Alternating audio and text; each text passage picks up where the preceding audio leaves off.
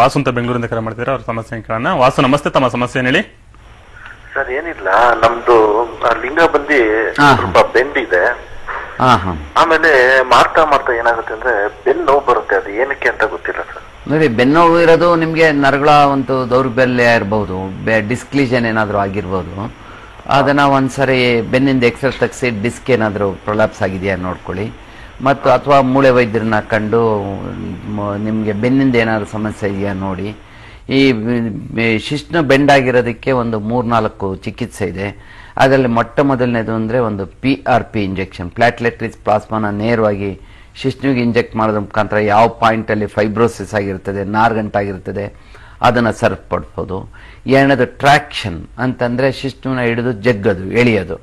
ಅದರಲ್ಲಿ ಜಲ್ಕಿಂಗ್ ಡಿವೈಸ್ ಅಂತ ಬರ್ತದೆ.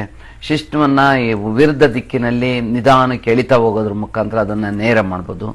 ಮೂರನೇದು ಪೀನೈಲ್ ವೆಯ್ಟ್ಸ್, ತೂಕಗಳನ್ನ ಹಾಕೋದ್ರ ಕೊಡೋದ್ರ ಮುಖಾಂತರ ಕೂಡ ಶಿಶ್ನವನ್ನ ನೇರ ಮಾಡಬಹುದು. ಮತ್ತು ವ್ಯಾಕ್ಯೂಮ್ ಪಂಪ್ ಬಳಸೋದ್ರ ಮುಖಾಂತರ ಕೂಡ ಶಿಶ್ನವನ್ನ ನೇರ ಮಾಡಬಹುದು. ಈ ಮಾಡೋದಕ್ಕಿಂತ ಮುಂಚೆ ಒಂದ್ಸಾರಿ ಕಲರ್ ಡಾಪ್ಲರ್ ಪೀನಿಸ್ ಮಾಡಿಸಿ, ಅಂದ್ರೆ ಸ್ಕ್ಯಾನಿಂಗ್ ಮಾಡಿಸಿ, ಪೀನಿಸ್ನ ಬಣ್ಣದ ಸ್ಕ್ಯಾನಿಂಗ್ ಮಾಡಿಸಿ ಯಾತಕ್ಕೋಸ್ಕರ ಡೊಂಕಾಗಿದೆ ಅನ್ನೋದನ್ನ ಪತ್ತೆ ಹಚ್ಚಿದ್ರೆ ಇನ್ನೂ ಒಳ್ಳೆಯದು. ಕೆಲವು ಸರಿ ಕ್ಯಾಲ್ಸಿಫಿಕೇಶನ್ಸ್ ಆಗಿರ್ತದೆ ಮತ್ತು ಫೈಬ್ರೋಸಿಸ್ ಆಗಿರ್ತದೆ. ಆ ರೀತಿ ಏನಾದರೂ ಆಗಿದ್ರೆ ಇವುಗಳಿಂದ ಚಿಕಿತ್ಸೆಯಿಂದ ಸರಿಪಡಿಸ್ಬೋದು.